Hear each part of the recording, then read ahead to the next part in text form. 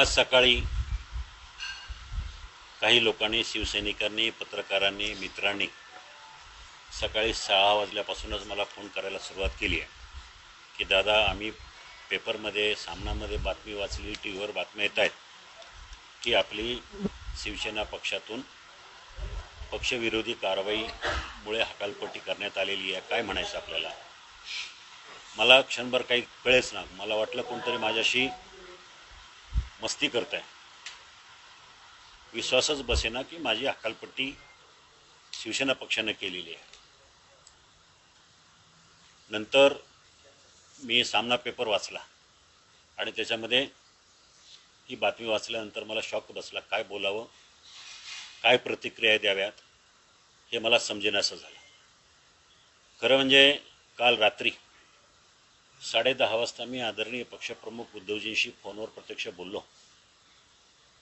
साहेबांना सांगितलं की साहेब, काल माझ्या मतदारसंघातील 50 कार्यकर्ते आपल्याला भेटायला येणार आहेत. मीच त्यांना सूचना केली होती की पक्षप्रमुखांच्या पाठीशी आपल्याला उभं राहायचं, तुम्ही जाऊन भेटून या. म्हणून जे काही जुने कार्यकर्ते ह्यापूर्वी कार्यरत नव्हते, काही प्रमुख लोक, त्यांना मी उद्युक्त केलं की तुम्ही जाऊन साहेबांना भेटून या. त्याप्रमाणे आज सकाळी 11:30ची वेळ त्यांची मातोश्रीची घेतली आणि लोक गेले. मी साहेबांना सांगितलं की साहेब, मी येणार होतो, परंतु आज रविवार माझा जनता दरबार असतो, त्यामुळे मला यायला जमणार नाही. मी 2 दिवसांना येऊन आपल्याला प्रत्यक्ष भेटेल.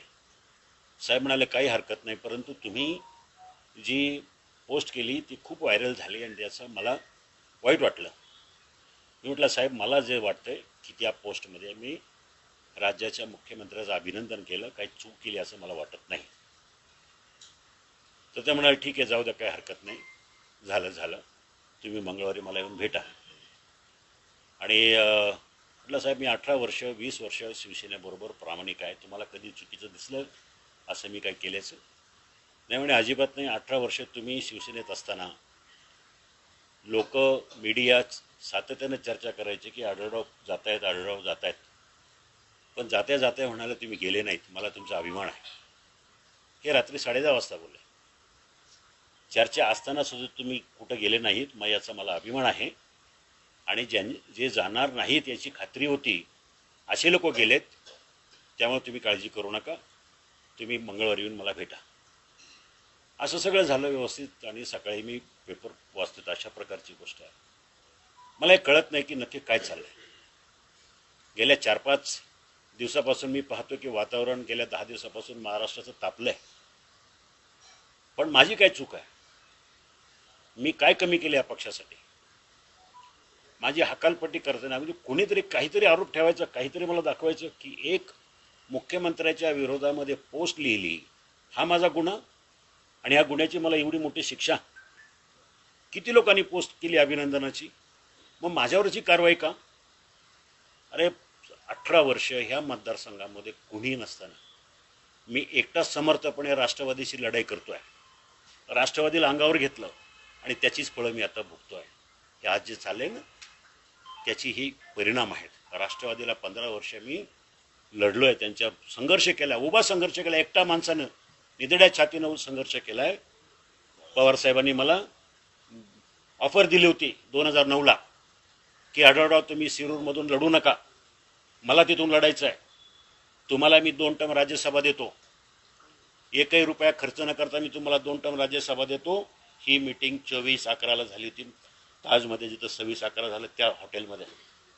त्यावेळेला मी म्हटलं नाही, बाळासाहेब ठाकरे यांचा माझ्यावर विश्वास आहे, मी त्यांच्या शब्दापुढे जाणार नाही आणि कुठल्याही प्रकारे मी पक्षाशी प्रतारणा करणार नाही. तुम्हाला जे काय बोलायचं ते बाळासाहेबांशी बोलून घ्या.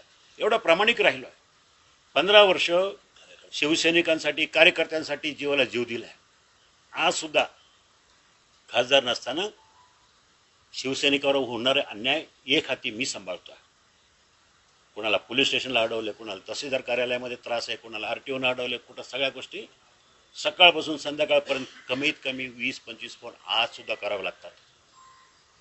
धंदा, प्रपंच, कुटुंब सगळं सोडलंय. 18 वर्ष वेड्यासारखा मी ह्या मतदारसंघामध्ये फिरतोय, गावोगावी फिरतोय, पराभव झाला तरी फिरतोय. मला ही फळं पक्षाने द्यावीत. काय पक्षविरोधी कारवाई केली मी? ह्या 3.5 वर्षामध्ये पक्षासाठी हे करत असताना मला रुपयाचा निधी नाही आहे, कुठलाही सपोर्ट नाही आहे, तरी पक्षप्रमुख बाळासाहेबांचे विचार घेऊन मी फिरतोय, अजूनही फिरतोय. रात्री साहेबांशी बोलल्यानंतर अशा प्रकारच्या हे होणं माझ्या दृष्टीने मला खूप लागलेलं आहे. मी अस्वस्थ झालो, काय बोलावं काय बोलू नये. मी सकाळपासून तुमच्याशी बोलायला टाळतोय, काय बोलावं.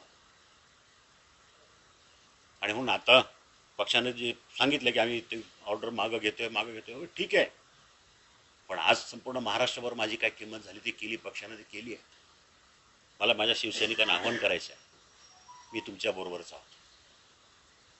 पण आज माझं मन खूप खट्ट झालं आहे, खूप वाईट वाटलं आहे मला. ह्या पक्षानं ज्या प्रकारे माझ्यावर कारवाई केली, मला शब्द नाही, काय बोलावं कळत नाही. की वाईट परिस्थिती ह्या पक्षानं माझ्यावर आणायला नको होती. मी कशाला विचारणार. पक्षानं जो निर्णय घेतला, पक्षानं माझी हकालपट्टी केली, तो निर्णय मला मान्य आहे,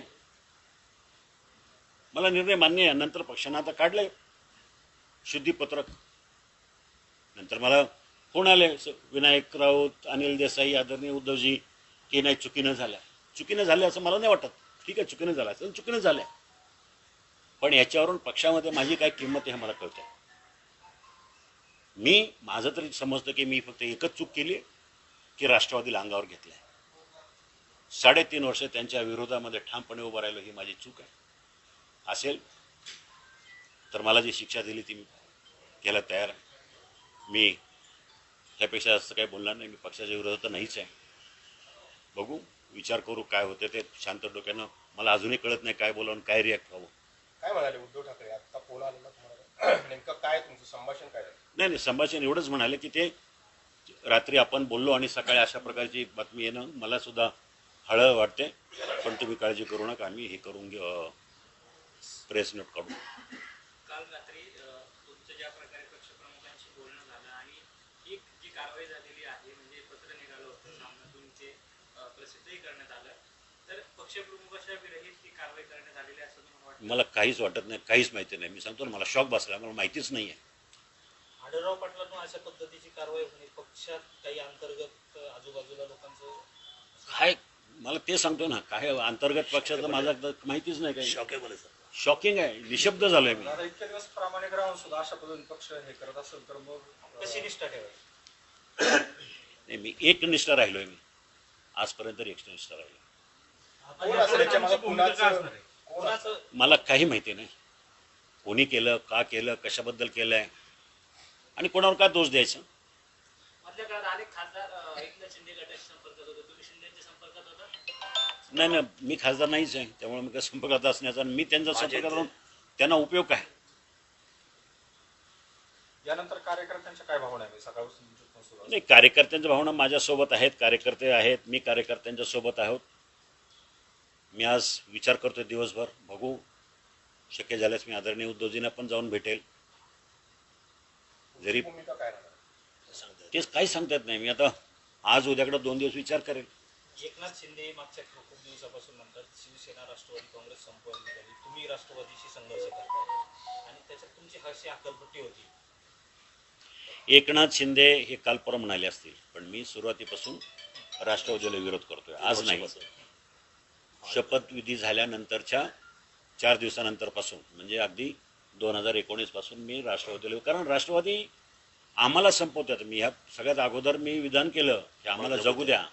हे कशासाठी केलं? राष्ट्रवादीच्या विरोधात. राष्ट्रवादीने काय केलं या जिल्ह्यामध्ये? आमचा फक्त गोळी मारायचंच त्यांनी ठेवले, बाकी ते सुद्धा त्यांना शक्य असतं ते सुद्धा केलं असतं. बस एवढंच. या तुमच्या भावना पक्षप्रमुख उद्धव साहेब समजून घेतील असं वाटतं? बघूया आता काय ते भेटलं वगैरे. पक्षाशी एकनिष्ठ राहिल्यामुळे ही तुमच्यावरती वेळ आली का?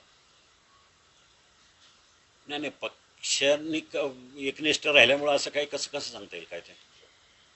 या प्रश्नाने मला काय उत्तर द्यावं. चलबिचल सुरू आहे. माझी कार्यकर्त्यांना एवढीच विनंती आहे की शांतपणे राहा, उगाच पक्षविरोधी काही कॉमेंट करू नका. आपण बसू, चर्चा करू आणि त्याप्रमाणे निर्णय घेऊ. माझी या सगळ्या शिवसैनिकांना विनंती आहे. शिवसैनिकांनी मला साथ दिली आहे, जनतेने मला मोठं केलं आहे. 20 वर्ष जनता माझ्याबरोबर राहिली. जनता जनार्दन निर्णय घेईल, बघू ठरवू काय करायचं ते. एकनाथ शिंदे यांनी बंडखोरी एकनाथ शिंदे यांनी बंडखोरी केली आणि त्यांनी शिवसेना किंवा उद्धव ठाकरे असतील यांच्यापासून ते दूर झाले आणि मुख्यमंत्री झालेले आहेत. याचा अर्थ राष्ट्रवादी आणि काँग्रेसवरती म्हणजे महाविकास आघाडीवरती ते नाराज होते. त्याचप्रमाणे तुम्ही म्हणताय की राष्ट्रवादी कायम संघर्ष करत आला आहात. तुम्ही त्याच प्रकारे त्या संपूर्ण भूमिकेवरती तसंच पाहता त्याकडे?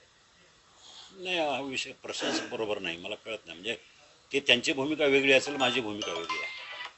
मी माझ्या भूमिकेवर ठाम आहे की मी आता पण राष्ट्रवादीला विरोध करत आलो आणि यापुढे करत राहणार. एकनाथ शिंदेनी जी भूमिका घेतली होती त्याचं तुम्ही समर्थन करता का? हा वरिष्ठ पातळीचा निर्णय, मी खूप लहान कार्यकर्ता आहे.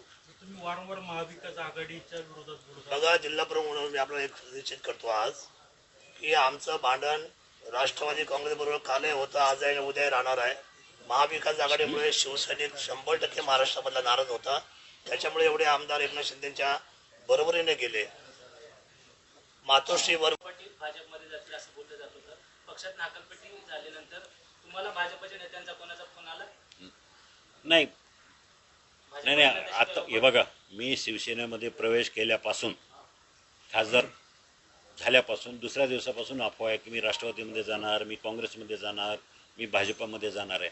त्यामुळे ह्या चर्चानुसार चर्चेच राहिलेल्या आहेत, अफवाच राहिलेल्या आहेत. अजूनपर्यंत तरी माझ्या मनामध्ये तसा कधीच निर्णय विषय शिवला नाही आणि शिवसेनेचे मी प्रामाणिकच राहिलो आहे. भाजप नेत्यांचा कोणाचा फोन? नाही नाही.